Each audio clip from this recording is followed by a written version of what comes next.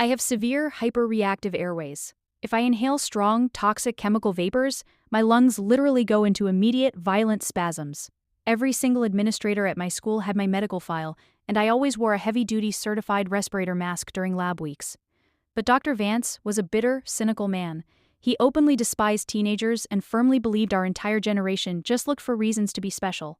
On a rainy Thursday afternoon, during our organic chemistry final, a glass beaker of concentrated ammonia cracked open on the station right next to me.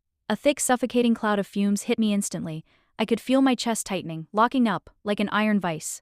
I reached into my bag to grab my respirator mask, but before I could pull it over my face, Dr. Vance marched down the aisle. He ripped the mask out of my hands, slammed it onto his desk, and hissed, "No cheat sheets, and no theatrical props, Maya. You will sit down, and you will finish this test, like everyone else."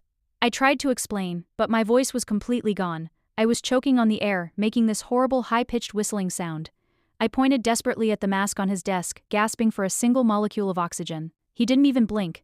He just crossed his arms, gave me that smug, condescending glare, and said, "If you leave this room, it's an automatic 0. The room went dead silent.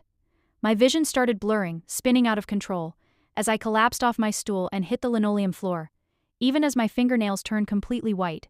Dr. Vance stood over me, telling the panicked classroom, "Do not move. She is simply throwing a tantrum to get an extension." Thankfully, my lab partner, Chloe, didn't listen. She grabbed the emergency fire blanket, threw it over the spilled chemical to block the fumes, and dragged me out into the hallway, screaming for the school nurse. I woke up in a hospital bed, 12 hours later, with an oxygen mask strapped to my face. Dr. Vance was terminated by the school board by Friday morning, and my family filed full criminal charges for child endangerment. He wanted to catch a cheater, but because of his massive, fragile ego, he almost sent a student to the morgue.